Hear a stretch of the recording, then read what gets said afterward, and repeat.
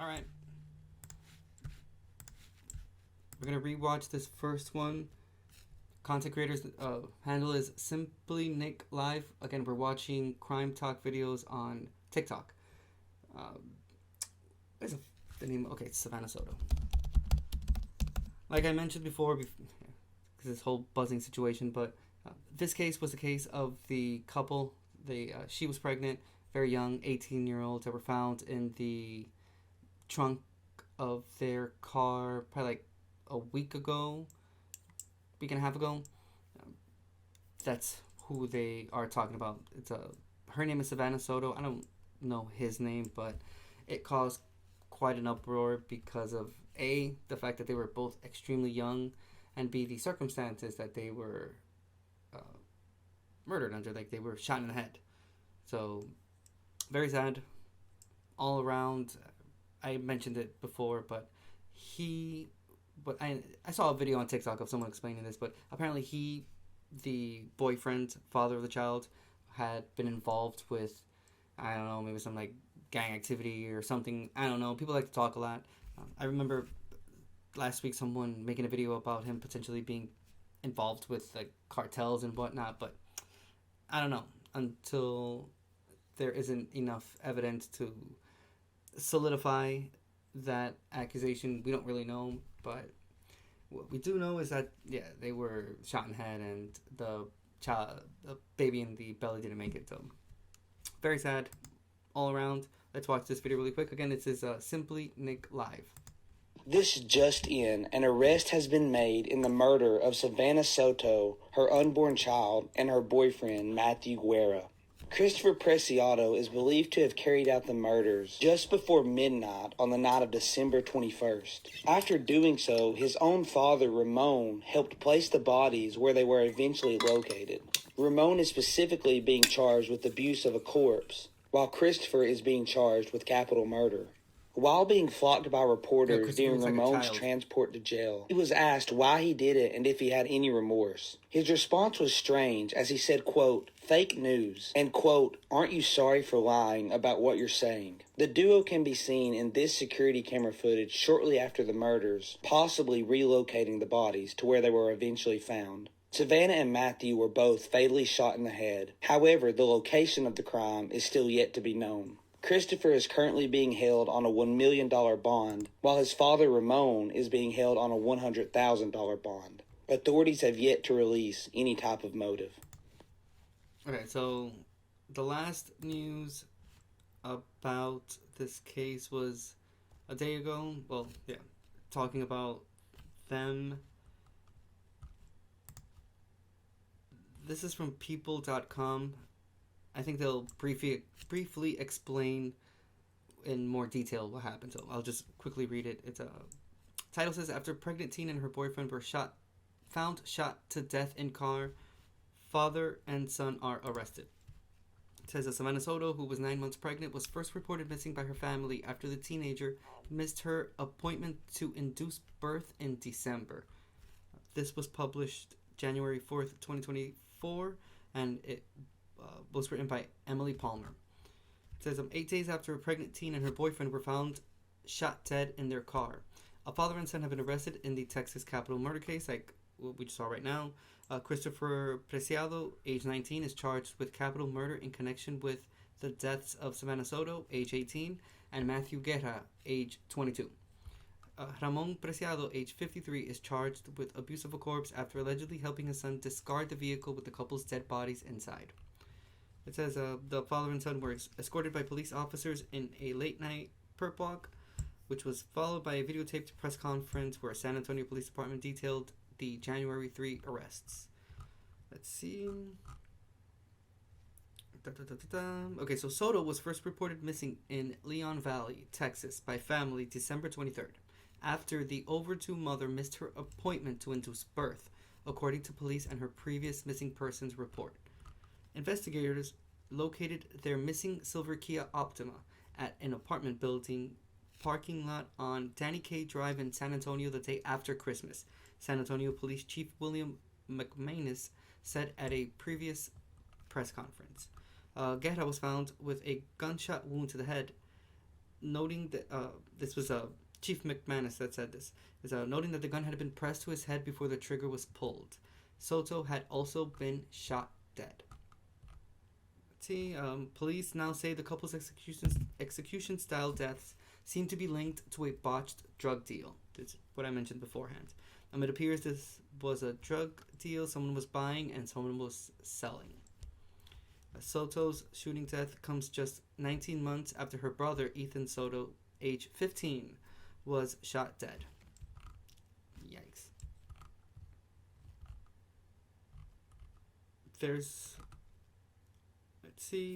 Investigators developed a lead after reviewing surveillance footage allegedly depicting the father and son meeting to help discard the bodies, according to police, which was this little bit right here where we saw them standing right next to the cars, right there. Police released the footage on Instagram and Facebook in December, trying to garner more clues. In the footage, described by the chief at his press conference, Ramon is seemingly depicted getting out of his dark pickup truck and passing to his son something to weigh the car down with before Christopher allegedly drives off in the couple's Kia.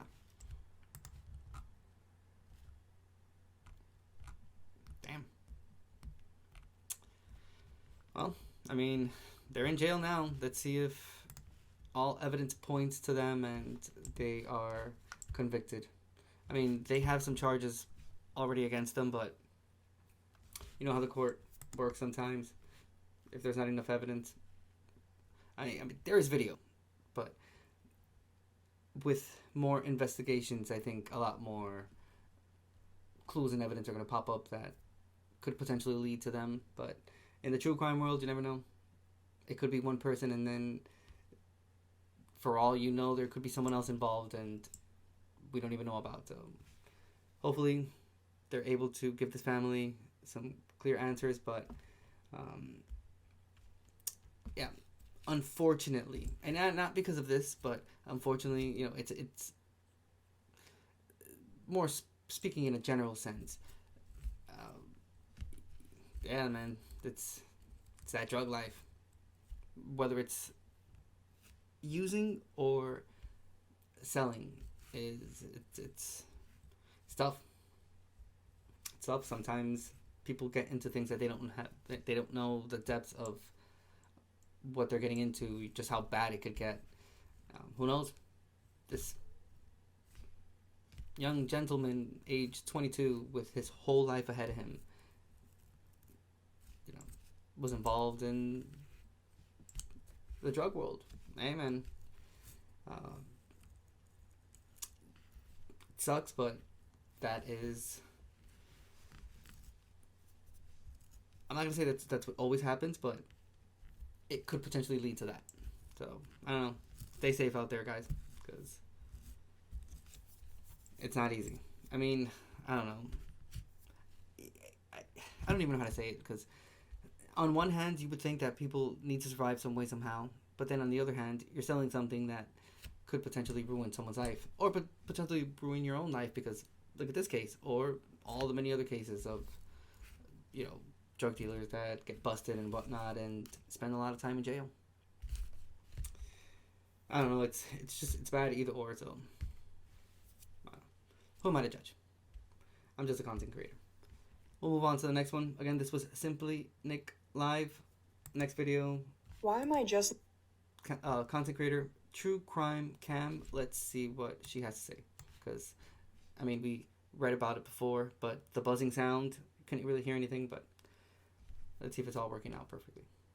Am I just now hearing about this? This should be national news. This woman faked a burglary after allegedly murdering her 2 kids and still managed to flee the state. This is 35-year-old Kimberly Singler of Colorado Springs. She'd lost custody of her children to the bio dad and refused to give them back. 3 days after that, on December 19th, Kimberly calls 911 and reports a burglary. EMS arrives and finds 2 of Kimberly's children deceased, a 9-year-old girl and a 7-year-old boy. Kimberly is injured nearby, and so is her 11-year-old daughter. They were apparently treated at the scene and then taken to a hospital. And this is where it gets weird. Kimberly is released from the hospital that same day. And sometime after that, we don't know when, the police learned that the burglary call was fake. It never happened. And that gave Kimberly plenty of time to flee the state. She hasn't been seen since December 23rd, and police didn't issue an arrest warrant until December 26th. She's been charged with 10 felonies, including murder, attempted murder, child abuse, and assault. Her bond has been set at $10 million, but again, authorities believe she's no longer in the state, and the FBI is assisting. Why? Well, what I read previously, can hear it because of the damn buzzing sound, was from NBCnews.com. Title says, a mom allegedly killed her 2 kids after judge ordered them to spend Christmas with their dad. Court records show. Kimberly Singler had been expected to turn over their 3 kids to her ex-husband, Kevin Wentz, on December 16th. 2 of the youngsters were found dead on December 19th. Like I mentioned before. All because he won a custody case that allowed him to spend time with his kids, and she didn't like that. Instead of doing harm to her own self, she could have just left. She could have done anything else. She committed a heinous crime against her kids because she was petty and she was being spiteful towards her ex-husband, which, again, it's her ex-husband. They're not together, so they had already divorced. They should have both kept on with their lives, but no. They show the picture of the 2 kids here. I'm not going to show it, but I mean, yeah. Very smiley kids.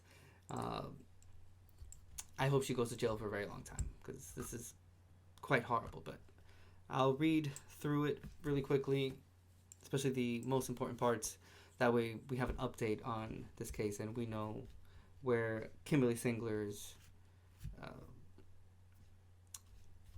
facing charges, like what's going on with this. But okay, it says a judge had ordered 3 Colorado children to spend Christmas with their family, with her father, before his ex-wife allegedly violated the custody decree and killed 2 of the kids. Court records show. So, Kimberly Singler, a 35-year-old Colorado Springs woman, was taken into custody over the weekend. Listen to this.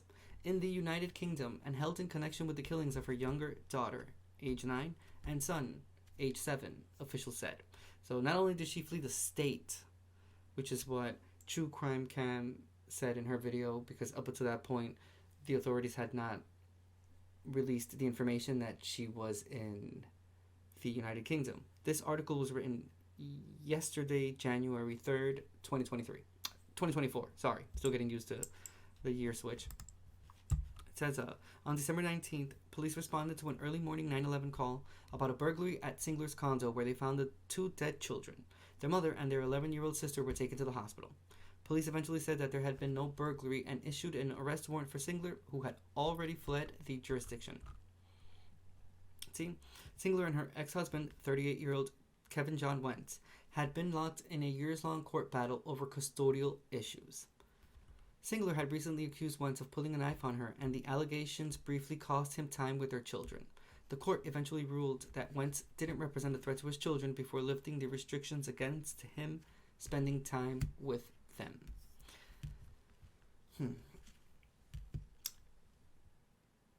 Normally, courts, when it comes to like children and whatnot, they tend to lean more towards the mother.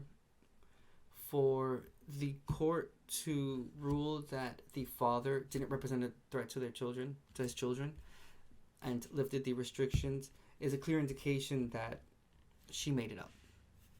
She made that whole shtick up to be able to have some sort of weapon against her ex-husband so that she could have full custody of him. It's not uncommon, you know, there's a lot of different stories that you could find online. You probably know, if you're watching this episode, you probably know people that have been through this. I have my fair share of family members that have gone through this as well, with custody and divorces and whatnot. She did it because she couldn't find another way to hurt her ex-husband. So she took away the most important thing in his life. I mean, what is he going to do after this? Be honest with yourself. Would you have the desire to have kids after this point? When someone stripped that away from you, took it away from you like a band-aid, just ripped it off. Wow. Pretty insane. Pretty insane. I'm glad you're here, Bushlight. And she fled to the UK. Know how long that flight is from Colorado to the UK? That's a long-ass flight. Yeah. I hope she goes to jail for a very long time and she never goes out. And, you know, just throwing this message out there. I understand that there are like a lot of shitty men in this world. There are a lot of shitty parents. There are a lot of men that don't take responsibility for their kids. They don't even pay child support. But if you're seeing at the bare minimum that someone is going through all these court cases because he has a desire to want to have a parental relationship with his kids, I mean, let me tell you something. There's plenty of women in this world, especially in this country, that would have wanted an opportunity like that, to have someone that would have fought for their kids like that, even if their own relationship as a couple didn't work out. But, wow. Awesome. I appreciate that. But just to have something like this happen to some guy that just wanted to be in his kid's life. Wow. That is crazy. And then the way that it happened, what is it? She drowned him?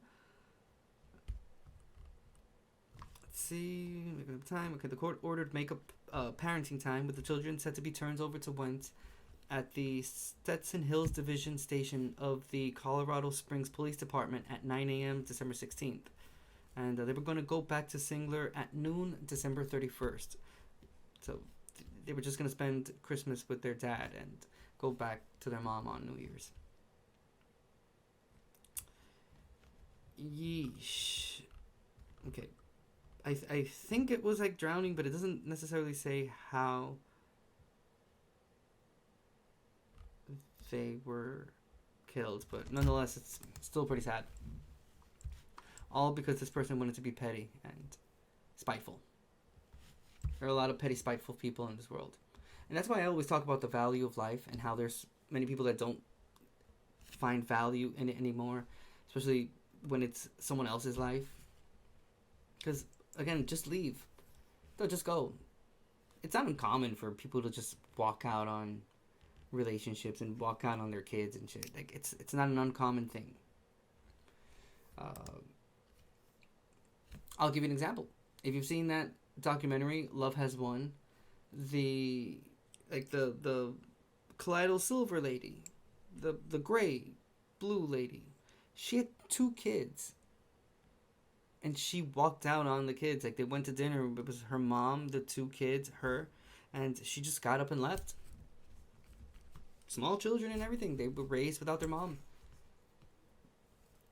Obviously, that's horrible, but for it to get to this point, much rather the person just leave. But whatever. Truly sad. Like I mentioned, this is a true crime cam. We're going to move on to the next video. A mother pushed her child on a swing for over 40 hours until he died. This is the tragic story of Ramisha Sims and her poor little son, Jaeli. It was May of 2015 when Ramisha would take her little boy, her little 3-year-old son, to the park as they would normally go. This time something was different. Ramisha had been off her schizophrenia medication for a few days now, and when she took her son to the park, no one knew that she was in the middle of a psychotic break, so she put her child inside the swing and started pushing him. More and more hours passed by, and poor little Jair was just in the swing, helpless. He couldn't get out, and his mum was almost in some sort of daze. She was in such a psychotic state, and she ended up being there throughout the entire night and the next day for 44 hours, until finally poor little Jair passed away. He passed away in the swing due to hypothermia and dehydration. She stood in the same spot for all those hours pushing him. Wow. Like, you can imagine how frightened he was and how uncomfortable and cold, how much pain and discomfort he was in. And it's just one of the most tragic stories I've ever heard. So obviously help eventually came. There was a few people that say that they did in fact see her, but they just thought that she was going and coming back. So eventually, when it was reported and the news broke to the family, everyone was devastated, as you can imagine, especially Jair's father, as he had even requested full custody of him not long before this incident, because he knew that the mother's mental state wasn't good enough to look after him. But while all that was being sorted out, Ramisha decided to stop taking her schizophrenia medication that she had been taking for all this while, and these were the harmful consequences to her actions that day. It went to court, obviously, and she was found not guilty because she was in the middle of psychosis, but she now has to attend counselling and therapy and get psychiatric help every week. So that's the tragic case of Jair. Oh, the video just ended there, but this was the one I was reading beforehand. She was having a psychotic breakdown. She suffered from schizophrenia. She was not taking her medication. This was back in April 2016. Well, it was reported April 2016. I think it happened in 2015. Indeed, it was 40 hours. Child died of hypothermia and dehydration, and she was found not guilty due to the fact that she was having a psychotic episode and she was suffering from schizophrenia. One of the things she mentioned that I read on the article is that she is taking therapy. Obviously, she lives with the guilt of what happened. I don't think one bit that it was on purpose or in a malicious way. It's just, yeah, it's like schizophrenia is really real, and there are, I guess, like different levels to it, and like who knows just how severe her schizophrenia was, especially having a breakdown, going through that episode, but then at the same time not having taken her medication as well, which is obviously extremely important because that is what regulates and keeps at bay those psychotic episodes. So yeah, I just hope she's doing well. I hope that, you know, she's able to at least overcome the guilt a bit and be able to continue her life. But because again, I don't think at all that this was done on purpose. Like, she wanted to do that to her kid and whatnot. Like, even the way it was done, you can tell that it wasn't anything where she really truly wanted to hurt the kid. Like, in her mind, maybe she wasn't even aware of her perception of time, and for all she knew, she was probably there for a few minutes without her realizing that she was there for that extended period of time. It's 40 hours. It's a very long time. Again, wish her the best, and hopefully everything's going good for her, and it's very tragic. This content creator is called truecrimewithtee.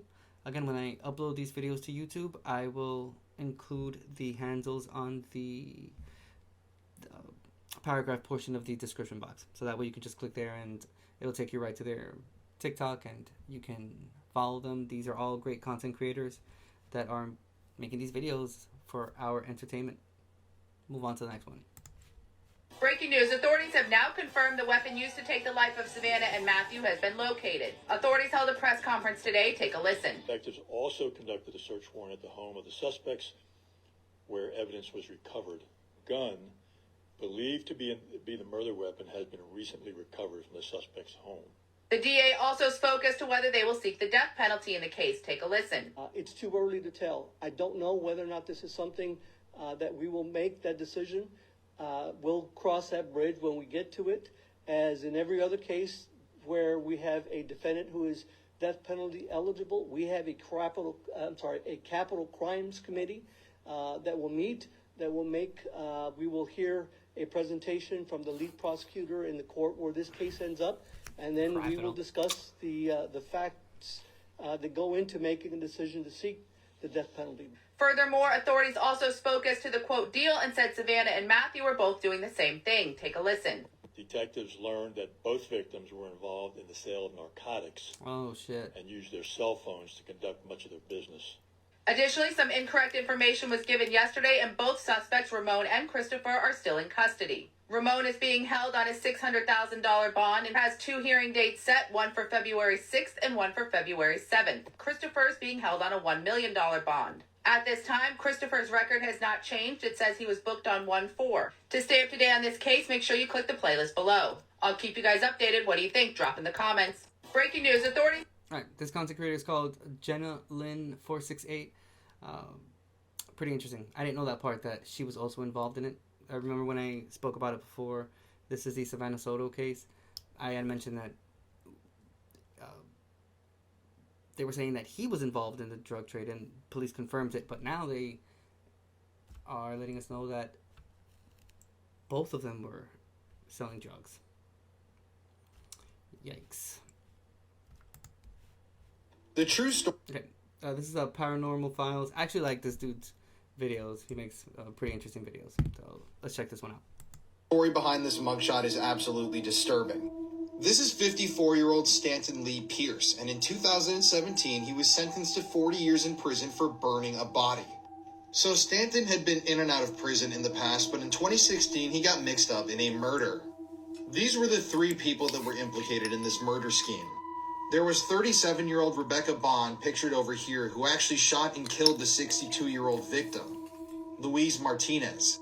Then there was 56-year-old Lori Stone Perry and Stanton Pierce, and these 2 were convicted of moving the body. 62-year-old Louise Martinez had been missing for a while, and eventually investigators located his burned prize vehicle out in the middle of nowhere. And when I say out in the middle of nowhere, his burned car was really way out in the middle of nowhere in the woods. Wow. Obviously, they knew something had happened to Louise, but they didn't know exactly what had happened. Well, Louise's body was eventually found also burned in a local cemetery, and from that point on, investigators knew that they were looking at a hardcore murder. Eventually, through investigation, investigators were able to determine that Stanton Pierce had helped clean up the crime scene and had helped move the body to that cemetery. He had collected shell casings after the victim was shot and killed, he had removed bullets from a wall that had gotten lodged in there, and he had even cleaned up blood from the surrounding area. And to finish the story out, Stanton Pierce was sentenced to 40 years in prison. He's going to be over 90 years old when he's finally released. Okay. Let's see if I can find some up-to-date information on this.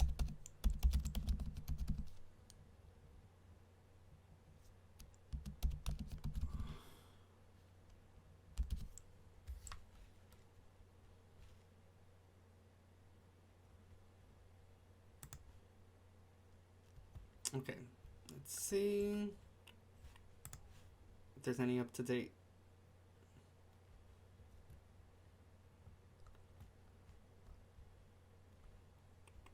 Okay, so this is from February 24th, 2017.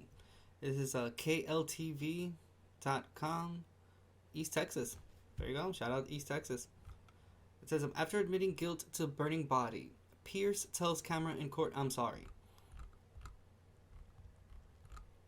Wow, but I wonder if he was burned because of this, or was it just something that happened previous, or he's like had this burn in his face his whole life. I don't know. I want to check if they mention it here. This happened in Smith County, Texas, and it says a man who was arrested in connection with a Smith County murder case has been sentenced to 40 years in prison, like the content creator said. Let's see. Okay. Pierce was arrested in September 2016, along with 2 others, after the body of 62-year-old Luis Martinez was discovered in a Smith County cemetery. Martinez had previously been reported as missing. Pierce led Smith County authorities on a pursuit before eventually surrendering to them on a county road east of Tyler. I'm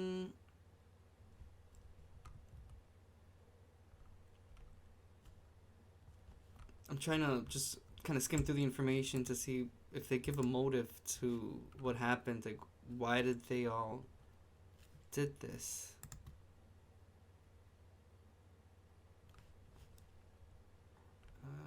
Let's see. Tampering with evidence. Says he was shot to death. Okay, so it says, according to a sworn affidavit, Rebecca Bond, age 37, which is the one he pointed out with the blonde hair, killed Martinez with a .22 rifle in the backyard of a residence. Pierce and Laurie Stone Perry, age 56, which is the lady that was in the middle, moved the body. The affidavit said Pierce collected shell casings, ripped out the wall to locate bullets, and cleaned up blood. The charges against his co-defendant were still pending. But no motive. I mean, did they want to... Was it like a robbery gone wrong? Did they target this person specifically? Let's see. Okay, so this... Wait, it said 2017. I don't know why it says 2020 on it, but okay. This is from October 24th, 2017, from the tylerpaper.com. It says, 3 East Texans indicted, charged in the killing and disposal of a Tyler man. Let's see, so they were all arrested. He was found dead.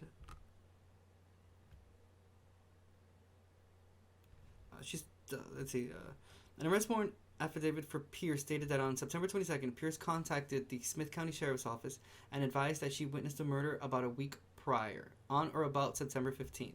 So I guess it was the older lady in the middle of the 3 pictures that the Paranormal Files showed. So wait, hold on, would be there. That person in the middle. She called the sheriff's office and she advised them that she had witnessed a murder about a week prior to September 15th. She told officers she saw Martinez being shot multiple times with a .22 caliber rifle by Bond, which is the blonde chick, at a residence on the 10800 block of Littlefield Drive. It's not clear, according to the affidavit, if Pierce was on site during the shooting, but Perry said he was involved with moving the body. According to the document, Perry stated she put on latex gloves and broke down the rifle, while Bond and Pierce moved Martinez's body to an unknown location. After Bond and Pierce were back at the residence several hours later, Pierce began cleaning the crime scene by collecting shell casings and ripping out the wall to locate bullets and clean up blood, according to Perry's statement to investigators.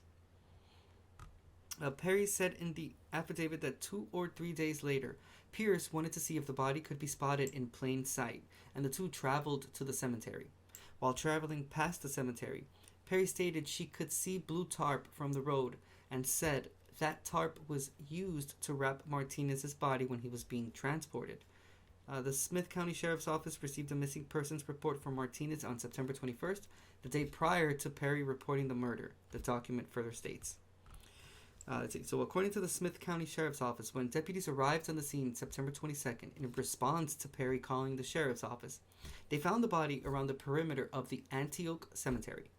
The body was lying face down in what had been a burn pile, and it appeared to have been burned. The Sheriff's Office identified the body as Martinez the next day. It says that Martinez still had his wallet in his pocket with his military identification and driver's license. Wow. No motive, though. We know what happened, we know who did it, we know where it happened, and we know how the murder was committed, but we don't know why. Interesting. Alright, we'll move on to the next one. Let me know in the comment section what you guys think so far of these few cases that we have checked out. Again, this is the Paranormal Files. Moving on. This video is chilling because just 15 minutes after this little girl posted this TikTok, her life was senselessly taken. On February 17th, 2021, a 9-year-old girl named Felicia Konoshuk, who lived in the Russian city of Chita, posted a video to her TikTok claiming that her neighbor had been pounding on her door for over an hour. Here is the transcript of her TikToks. Pause to read. Okay, so it says, "They will kill podcasts." That's the name of the content creator. I'm sorry. I apologize for that. Okay, "They will kill" is the name of the content creator. It says, "Something bad is going on here. We have a neighbor here, drunk, knocking on our door, breaking it, shouting obscene words. I'm just scared. I'm scared. My dad went to the shop. I don't know what to do. He will just break our door now and that's it. I'm very scared. My heart is beating. He's been knocking for about an hour. It's tough. My youngest brother just hid. The incident started after Felicia's father left her and her brother alone to go to the store. Eventually, the neighbor stopped knocking, and Felicia chatted with her friend about the TikTok video that she'd posted, and her friend invited her to meet her at the park to take her mind off of things. 15 minutes after Felicia posted the video, she heard a soft knocking on the door, so she went to answer it, thinking it was her friend or her father. Before she could answer the door, the neighbor opened fire and took Felicia's life. Her father returned moments later to find her, and she took her last breath in his arms. The neighbor was 33-year-old Vasily Dunay, who had been getting increasingly more aggravated over the sound of some home repairs Felicia's father had been doing. He was also extremely drunk at the time. He pled guilty to the crime and was given a 17-year sentence to be served in a penal colony in Siberia. Vasily was fully aware that there were children in the home, so do you think 17 years is long enough for something that reckless? I mean, I don't know the laws in Russia, so I don't know how severe prisons are there. Back home in Dominican Republic, 17 years in a prison, I mean, you're going to be there for life. You're probably not going to get out, but 17 years in a prison in Dominican Republic is 1,000 times worse than being in the worst prison here in the U.S. So I don't know, again, how their system, like their prison system is in Russia. But yikes. I want to... A girl posted this TikTok. Sorry. Her life was senselessly taken. On February 17th, 2021, a 9-year-old girl named... Okay. Felicia Kononchuk. I completely butchered that last name. Let's see, Felicia no.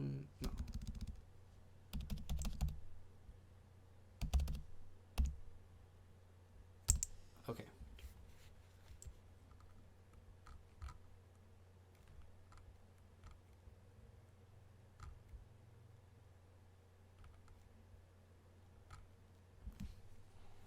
Wow, and that video is still on TikTok. It's crazy.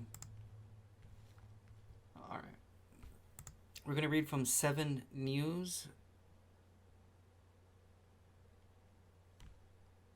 I guess it's from Australia. It says, a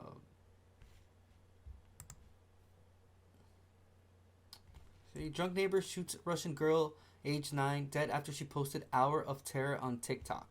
So, home alone Felicia had been terrorized for an hour by the raging man banging on the door. She finally thought she was safe. Okay, so Russia's top criminal investigator has taken personal control of a horrific neighbor rage dispute which led to a 9-year-old girl being shot dead. Felicia Kononchuk had been terrorized for an hour, fearing the man next door would smash down her front door as he banged on it for an hour while her father was out. She posted a video on TikTok to her friends telling of her fears of the drunk and obscene neighbor in Chita City. Then it went quiet, and she believed the neighbor from hell had gone away. Her father returned from the shops, and soon after there was a soft knock, which she mistakenly thought was her friend coming to take her for a walk. She went to open the door, but the neighbor, Vasily Dunets, age 33, at this moment unleashed a volley of shots with his 12 caliber hunting rifle. The bullets penetrated the metal door and she was hit in the head.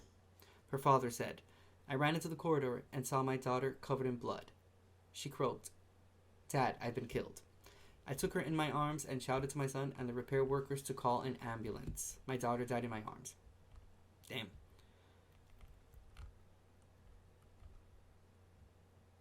And he posted a video showing the girl in her open coffin ahead of the funeral. Damn.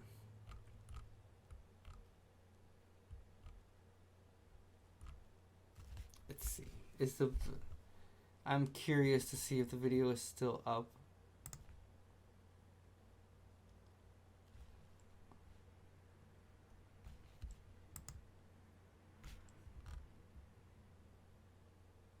Okay, so it's Dunet, who worked in a household supply store, confessed to the killing and was detained, said police. He had been angered by noise from repair works at the Koninchuk's flat, he said.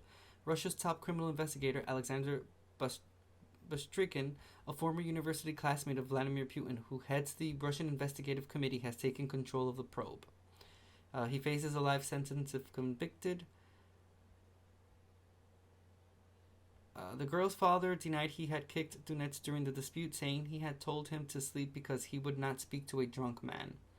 Her mother said they had previously had good relations with the gunman neighbor. Yeesh.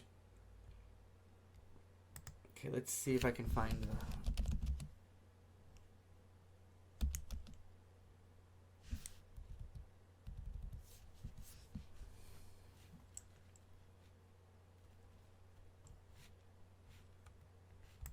Drunk neighbor from hell shot 9-year-old girl dead through door as she Let's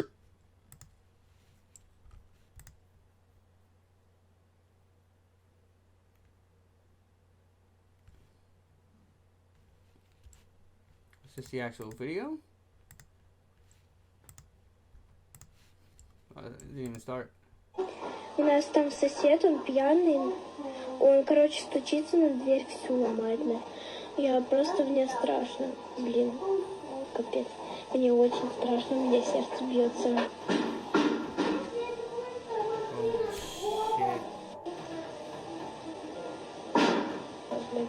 Сердце страшно, жестко. On February 17th, 2021, in Chita, Russia, Felicia Konoshok shared 2 videos on TikTok.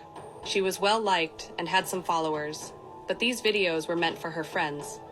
Her dad, Fyodor, had gone to the store while she was at home with her brothers and some workers fixing the house. Oh, this is from Crime Story Collections. Actually, I'll follow them. They're repeating information that I just read and we saw in the other video as well, but it has portions of the TikTok video like we just saw at the beginning of this one. She's describing what I read in the past TikTok video where she's stating that her neighbor's banging on her door, that she's really scared and whatnot. You can see the terror in this child's eyes. Mind you, again, what is she's how old is this child again? 9, is it? Yeah, 9-year-old. Just even in this still of this picture, you can tell that she's horrified. In the video, the neighbor she talked about was a 33-year-old man named Vasily Dunets. There was a report that before this incident, Felicia's father and Vasily had been arguing about noise complaints. On that particular day, Vasily had been bothering the children for the same reason. Vasily was described as an alcoholic, though Felicia's father denied the claims that were brought against him in regards to the scuffle. He said that Vasily had always been friendly with the family, and it was surprising to him that Vasily had been complaining about the noise. On the 17th, Felicia's father left the children at home with the maintenance men. During the time he was away, Vasily scared the children and the maintenance workers by repeatedly slamming on the door. We don't know exactly what he was saying because it wasn't recorded on camera. However, Felicia could tell that something was definitely wrong. Alcohol often causes people to behave differently, and she knew he was drunk. Just before her father came home, everything became quiet and everyone felt a little more relaxed. He had stopped banging on the door. While her father was out, she had been messaging friends, and one of them even offered to come over and go for a walk in a nearby park. I'm sorry, but I'm just going to let the video finish because I want to see if they actually put more footage of the TikTok video, but the song that this person picked for the video sucks. It's completely non-relational to like the content that we're watching. It sounds like more geared towards like inspirational, motivational videos and whatnot, and the dun dun dun dun dun dun and shit. But I don't know. It's at least it's causing me quite confusion because it's not letting me kind of focus on what the person is saying because they didn't lower the volume on the inspirational song here. So yeah, I really hope this app one day releases a version of the software that you can turn off the music that people add to videos. That would be pretty wonderful. But one can only do with what one has. So we'll finish watching this one and then we'll move on to the next case. Hopefully they'll show a little bit more. This would help her forget the torment she had just experienced. She thought it was a great idea, so she waited for her father to return and for her friend to arrive. Unfortunately, Felicia would never see her friends again, and the videos that were recorded on TikTok were her last moments alive. Within 15 minutes of those videos being posted, Felicia's father returned home, and Vasily stopped pounding on the door. Felicia assumed that Vasily wouldn't come back, so when she heard a soft knock on the door, she thought it was her friend. She was mistaken. Felicia opened the door to see her friend, but instead she saw Vasily with his hunting rifle. She tried to close the door, but bullets came through and hit her all over her body, including her head. Fyodor heard the gunshots and found his daughter dying on the floor. Her last words were, "Dad, I've been killed." Fyodor acted fast to get his daughter medical help. He yelled at the workers to call for emergency services. They came quickly, but sadly, they couldn't save her. Damn, look at the size of those Vasily bullets. was caught by the police and charged for what happened. A top investigator in Russia, who went to university with Vladimir Putin, led the investigation. A few months later, Vasily confessed to the murder of Felicia. He was given a 17-year sentence in a strict penal colony in Siberia. У нас там сосед, он Damn, that's crazy. Again, this is a 9-year-old. Yikes.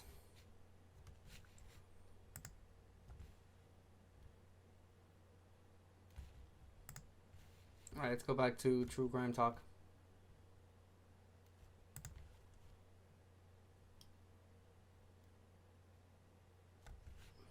Alright. I'm not gonna put this first one, Sinister Samantha, because it's a 14-second video. But this other one, I did see this one pop up on my For You page, and I thought it was pretty interesting. So we'll start with this one, and we'll continue on with the other ones. Jeffrey Dahmer in my mom's 1978 high school yearbook.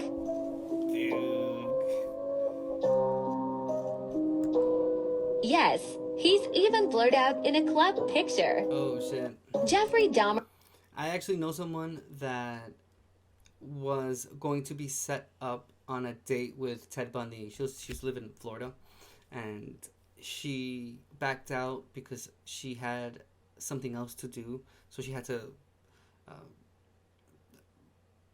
ask for a rain check for the date, and she was going to eventually go on said date later on, but she never did. And years later, she apparently was watching the news and saw the whole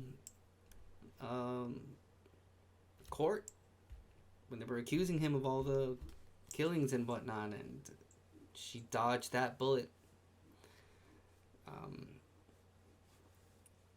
I read something interesting, I think it was like yesterday or the day before yesterday, and it says that it's based off of data. It says that there's a 50 to 60% chance that during your life you either befriended, met, or were in the same place in time as a serial killer or a murderer. That is crazy. That is crazy to think there. When my wife and I moved to the mountains up in Northern California, this was a few years ago, she went into the local law enforcement website, and they have a section where they show on a map all the people that are accused of sexual assault and like anything like sexual against minors or like anything.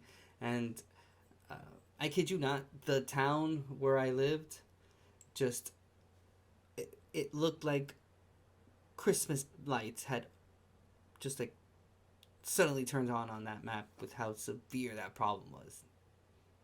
You never know who the hell is around you. You don't know who's your neighbor. You don't know anything about anyone. And it's not that social media or the internet has separated us. It's that it's always been, it's always been like that. You don't know your neighbors that way. You don't know who the people that surround you are. And little did these people know that they had a prolific serial killer as a classmate. What the fuck did they know? Jeffrey Dahmer. In a yearbook. Right there. Pictures right there. That is crazy. And he's from Ohio. Isn't that something? This content creator is called brittybaby. Like I mentioned before, when I upload the videos to YouTube, I'll make sure to include the handles in the description box. Moving on to the next one. This video may look like a group of friends just going out to get takeout, but trust me when I say something much more disturbing is at play. This is the devastating case of Mary Collins, a 20-year-old girl who disappeared in the early days of the COVID lockdowns. Now, due to COVID, her case didn't really get the media attention it deserves, but I do warn you, the brutality of what happened to her is shocking. On the 28th of March 2020, Mary headed out the door and got into an Uber to head to a friend's house. Her friend's name was Levi Pham, this guy, and he was a high school friend of hers and a former boyfriend. Mary was also going to meet his now girlfriend, Kelly Lavery, this girl. Now, Mary was special needs and she actually had a syndrome that impaired her ability to move around, but she was lonely. And so when Lavi and Kelly asked her to go hang out with them, she thought they were just being friendly. Now, it's important to note that when she got there was another guy present. This guy, James Solano. Now, all of them sort of went out to go get sushi, and that was the video you saw posted by Levy. You can see them walking into his apartment. You can see them all walking to the apartment, but sadly, Mary would never walk out. Now, Mary's family knew she'd gone out to meet some friends. They were immediately concerned when they did not hear from her. They sent her multiple messages and called her a few times. And because of her special needs, they were concerned. Now, Mary actually lived with her grandmother, Mia Alderman. And when Mary didn't come home, Mia went straight to Levy's apartment and banged on his door. Now, the couple, Kelly and Levy, they opened the door and told Mia that Mary had left after they had all eaten sushi. But that did not make sense to Mia. She knew that Mary would have needed help getting home. So Mia went straight to the police and filed a missing person report. Now, due to the circumstances around the case, the missing persons unit were quite slow to respond. But Mia knew that Mary was still in that apartment, and so she continued to turn up at Levy's door. At one stage, the couple even let her in to let her search the apartment, but they did not let her go into the back rooms. All they let her do was do a quick scan. But Mia was simply convinced. It got so bad that the missing person unit actually told Mia that she had to stop harassing Levy and Kelly, that they were doing their own investigation. After some time, the case finally gets the break it so desperately needed. That's part one. We're going to watch part two now. But before I do that, I don't know if you guys noticed this part here specifically.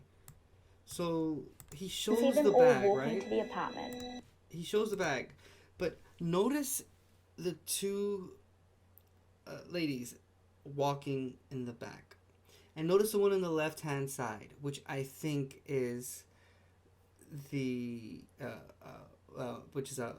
Mary, because just watch. So there you go. Doesn't it look like she is under the influence of something?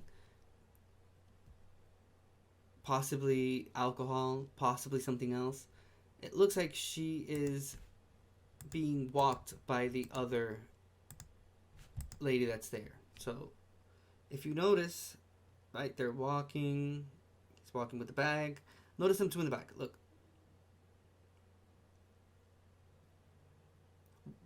The one on the right is holding the one on the left, as if she is too inebriated or intoxicated, or something is going on that it's impairing her her ability to walk properly. She has a rare disease that causes that in her body, so I guess it could be that the other girl was helping her, but given the circumstances of the case, it kind of seems like, from my perspective, I don't know about yours, let me know what you think in the comment section, but it kind of seems like she is inebriated. Something's not right, and they're like holding her and carrying her forward, as opposed to it being her just like walking on her own or whatnot. I don't know. We'll watch it one more time.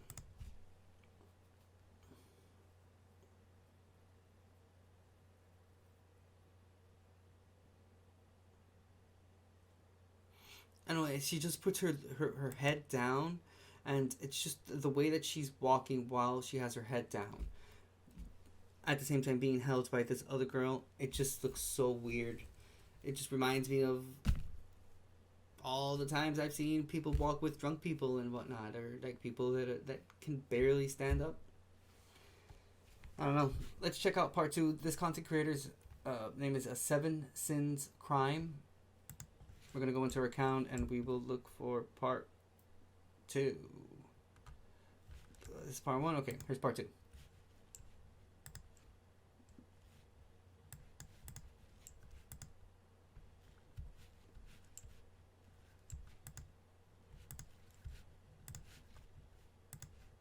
When 20-year-old Mary Collins disappears, her whole family immediately fears the worst. Now, Mary had plans to meet up with her former boyfriend and high school friend, Lavi Pham. He's also meeting his new girlfriend, Kelly Lavery. You can see them all pictured in this video that he posted to Facebook. So when Mary goes missing, her family checks her social media. And what they discover is that these two, they've been bullying her online. They've left her cruel messages saying no one likes her and other really mean things. Now, by this point, the police have been notified of her disappearance, but Mia, Mary's grandmother, is convinced that she's still in Levy's apartment. The police actually do a search of his apartment and they find nothing. And so they don't really push forward with the case. So it turns out that this guy, James Lorano, was present at the time of Mary's disappearance. And he boasted to a friend exactly what the trio had done to her. I won't share all of it because it's horrifying, but they stabbed her 133 times. They put a leash around her neck and tortured her. When she eventually passed away, they covered her body in detergent and cinnamon to mask the smell. They then... I thought she said that she wasn't going to say anything horrifying.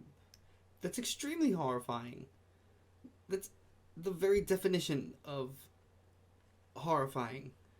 Girl, come on now. What? Alright.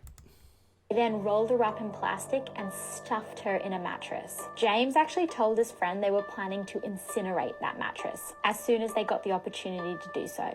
Now, that friend was rightfully horrified. He immediately went to the police and told them what happened. They did another search of Levy's apartment, and this time they ripped open the mattress. Just as they were told, there they found the body of 20-year-old Mary Collins. Her family were completely devastated. Now, all three were arrested. Their ringleader, Kelly Lavery, took a plea deal and was sentenced to 20 to 30 years in prison. For more 7 Sin crime stories, you can hit that plus button. Wow. Alright, 7 Sins Crime. Again, yeah, that's the name of the content creator. Let me look for some additional information about this case real quick, because it seems pretty interesting. And the grandma was right. She trusted her instincts. She was like, no, my granddaughter is in this apartment.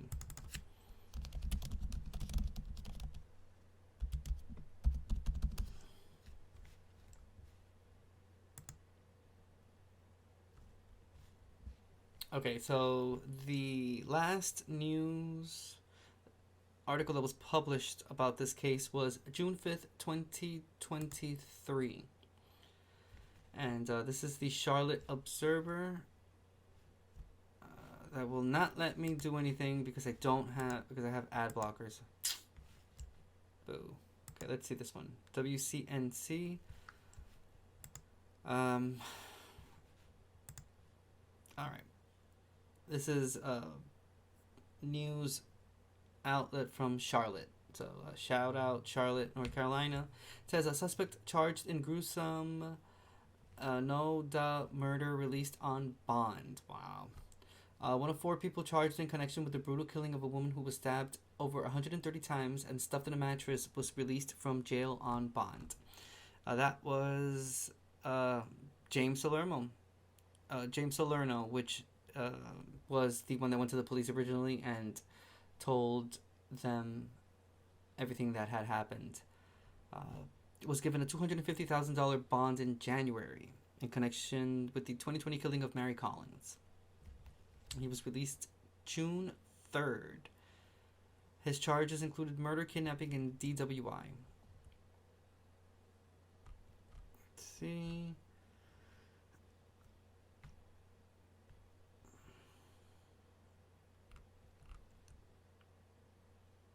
Okay. Salerno is one of the 4 people charged with killing Collins at the onset of the COVID pandemic in Noda. Salerno and the others are accused of luring Collins to an apartment under the guise of spending time with friends. Her body was found a week later. Investigators said she was tortured and stabbed 133 times. Kelly, Laverly, Lavi, Pham, and Salerno were charged with killing Collins. A 4th suspect is accused of helping clean up the crime scene.